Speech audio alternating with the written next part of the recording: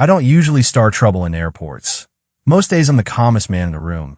But that afternoon at gate C14, I could feel a storm building before the first cloud rolled in. My name's Noah Briggs. I fly commercial for a living, and I was deadheading in street clothes to position for a red eye. I had a first-class seat, too, a paperback in my pocket, and a plan to drink water and mind my business, right up until the woman from my neighborhood, HOA, tried to pry that seat out of my hand with status points, fake emergencies, and something a whole lot darker. You know the type.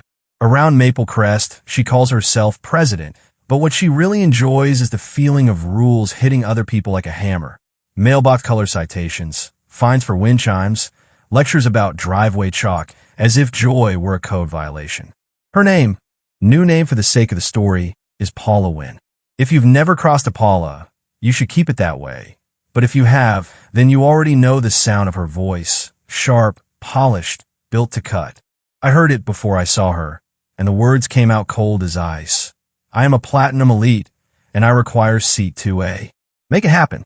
The gate agent, a woman named Tasha with a neat bun and the posture of someone who has seen everything twice, typed a couple lines and didn't even look up.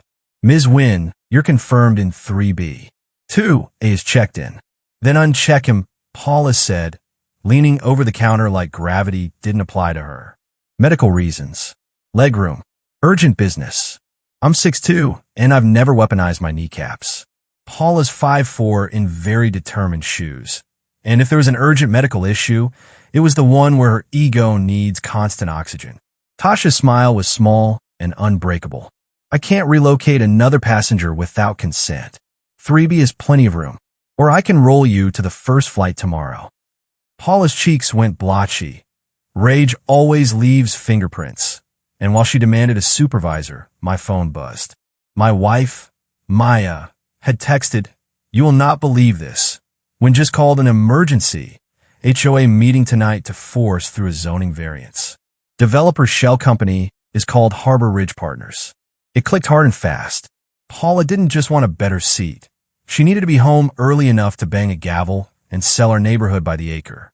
A supervisor confirmed Tasha's decision. No swap. No magic. Take 3B or travel tomorrow. Tasha lifted her radio, voice polite and firm. Ops, copy for C14, escort the pilot.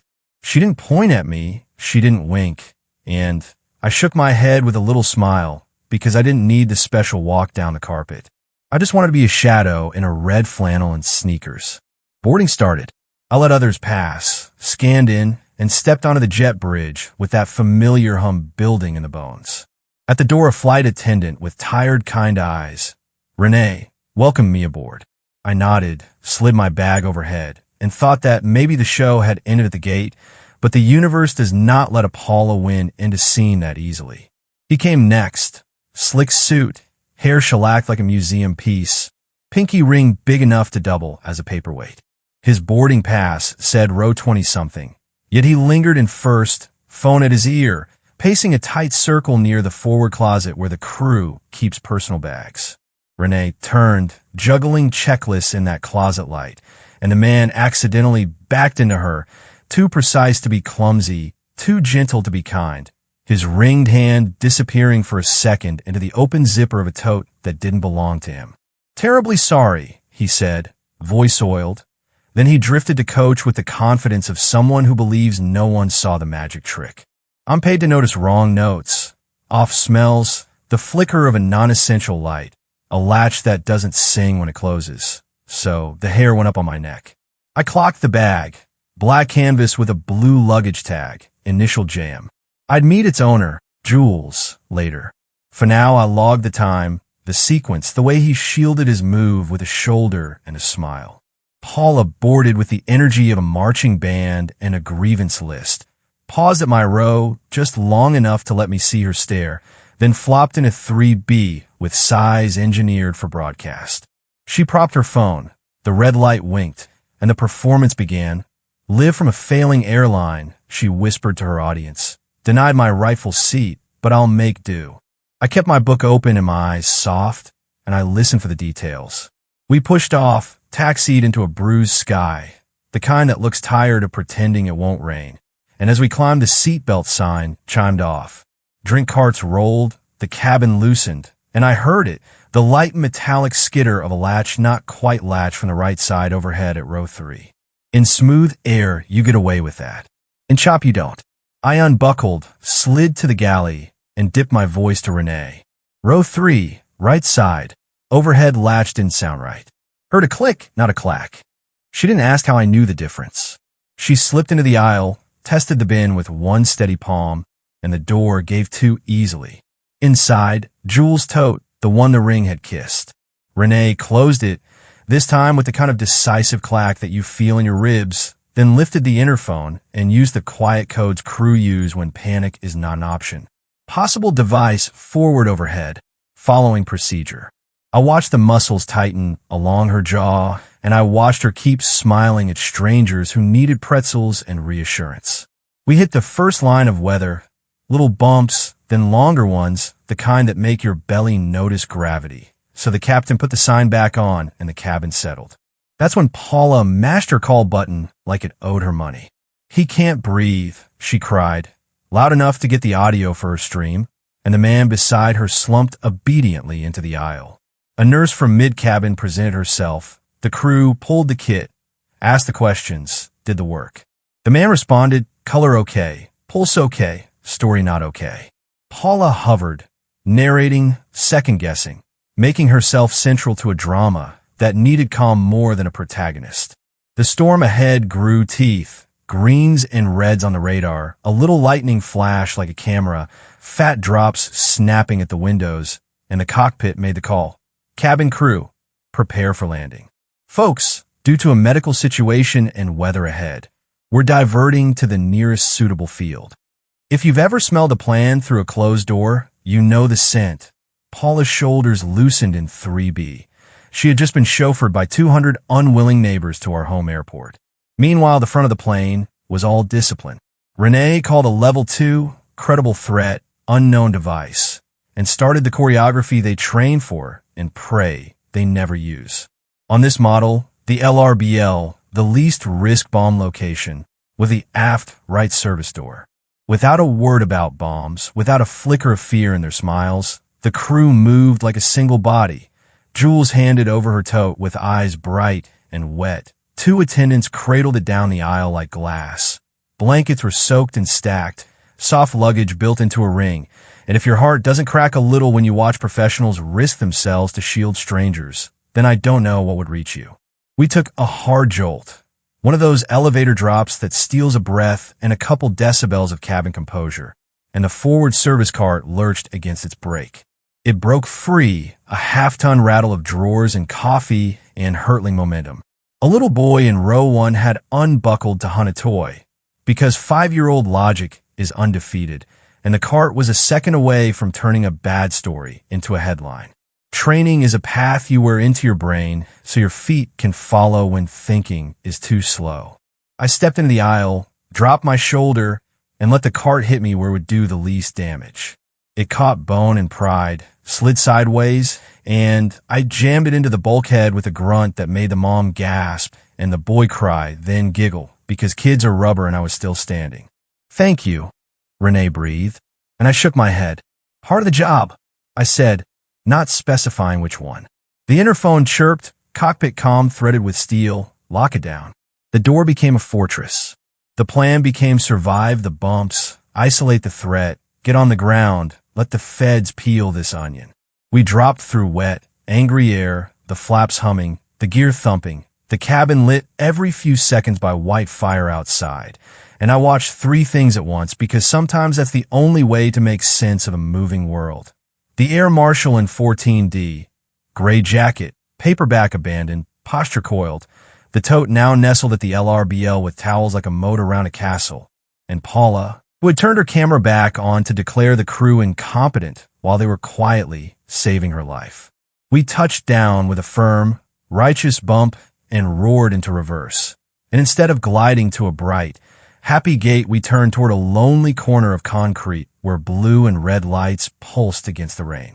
The door cracked, the jet bridge mated, and the captain's voice lost its smile. All passengers remained seated. 3 people stood anyway, because 3 people always do. And one of them was Pinkering. He popped up from coach like a bad idea, springing to life, shouldered past a flight attendant, and tried to sprint the jet bridge with a lie on his lips about a connection to make. The marshal moved. No cape, no theme music, just quiet, relentless inertia in a human shape. And by the time Ringman hit the midpoint, he had a badge in his ear and a command in his path. Federal agent. Stop. That's when desperation drew a blade out of a shiny suit. Not a big knife, just a thin, mean idea made of steel, something to buy a second of chaos. He turned with the kind of wild eyes that tell you he's run out of smooth words. I had my roller bag in my hand, and I didn't swing it. I just stepped, set, and let the hard corner meet the wrist that held the mistake. It cracked. Pain does what physics demands, and the knife clattered like a dropped penny. The marshal finished the sentence I started. A twist, a sweep, cuffs that sound like closure. And because villains ruin their own movies, Ringman found his breath and his target and shouted back into the cabin, Paula, this is your plan. An entire plane inhaled, every phone in first class lifted, every narrative Paula tried to erect wobbled like wet cardboard. She froze with her mouth 2 syllables into a rebuttal and realized silence was the only thing left that could make her smaller. TSA rolled aboard. Airport police built a little blue wall by the door, and a woman in a slate suit with federal patience introduced herself as Agent Miller. She wasn't there for drama. She was there for facts. She asked what I'd seen, and I gave it to her clean, time, placement, motion, no theories, just the bricks. She nodded once when I said my name, and once more when I said my job, and I watched her put the bricks where they needed to go. Bomb techs came down the aisle in heavy gear, lifted Jules' tote into a thick containment case, and slipped back off the aircraft like ghosts. A few minutes later, a tech returned, spoke into Miller's ear, and the room temperature fell 10 degrees. High-power RF jammer, she said softly to the station chief. Short-range interference for passenger devices and some handheld comms, designed to create confusion, not a control threat. She held up a hand when the chief's mouth opened. Purchased with a Harbor Ridge corporate card, billing address traces to a Maple Crest HOA PO box. The line between the dots lit up like a runway. Right on cue, my phone vibrated so hard it tried to leave my pocket. Maya had gone full newsroom.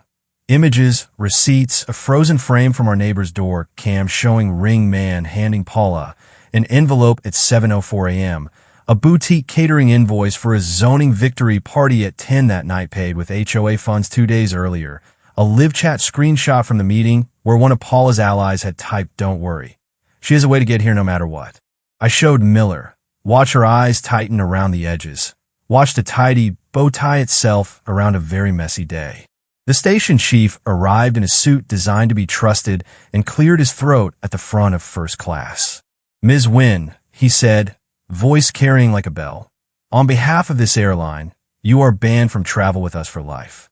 This matter is being referred to the FAA, TSA, and the Department of Justice." A ripple went through the rows. Shock first, and that dangerous sound a crowd makes when dignity returns to a room. Agent Miller stepped in beside him, clean and unhurried. "Ms. Wynn, you're under arrest for conspiracy to interfere with the duties of a flight crew and endangering the safety of an aircraft, among other federal offenses. Please stand." The handcuffs clicked, and if you're wondering whether a plane full of people clapped, yes, they did. Not because a downfall is fun, but because relief is a loud emotion and gratitude often sounds like applause. We deplaned in small, patient groups, gave statements in a quiet lounge that smelled like coffee and carpet shampoo, and by the time I stepped into the wet night, it was near midnight. Maya's car idled at the curb. I dropped my bag and hugged her like I'd been holding my breath for hours. "You were incredible," I said. She smiled that small, proud smile that says we did this together. "Let's go finish it," she said, and pointed toward the glow of the community clubhouse. Inside Maple Crest, the emergency meeting had slid into chaos. The developer's proxy had vanished, the remaining board loyalists had run out of procedural tricks, and neighbors who don't usually stay up past 10 stood in raincoats with thermoses and fury.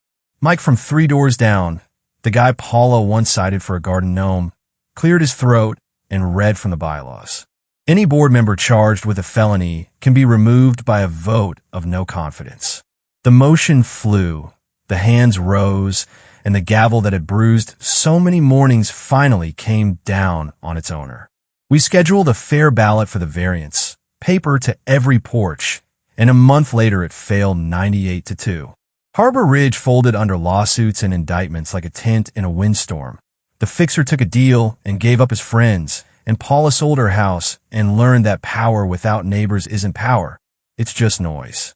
On a quieter evening after all that, I flipped burgers on the back deck while the sun melted into purples, and Maya handed me iced tea and bumped my hip with hers the way she does when she wants me to admit I'm tired. "You never told me what you did on that jet bridge," she said. I shrugged and flipped a patty and let the sizzle do the talking for a second. "I saw the problem," I said. "That's all." And I meant it. I didn't feel like a hero, just a man who understands that paying attention is a kind of love, that calm is a tool you sharpen, that sometimes defending home means listening for the wrong click and moving your shoulder 3 inches at the right time. So I'll put it to you, because stories like this don't end when the credits roll. They end when we decide what we've learned. Was Paula's seat grab just petty entitlement that spiraled, or a deliberate criminal plan to gamble with 200 lives for a zoning vote? Does a lifetime ban and handcuffs feel right? Or would you argue for more, for less? If you were in that cabin and saw the pieces before they locked into place, what would you do? Speak up, stay quiet, hit record, trust the process? Drop your take in the comments. Tell me where you draw the line between neighborly patience and naive trust. Share this if you think your HOA need a reminder that power answers to people. And if you want more stories from the thin fence line where ordinary life meets extraordinary nonsense, hit subscribe. Around here, the skies change fast, but with the right eyes and the right backbone, we still get where we're going.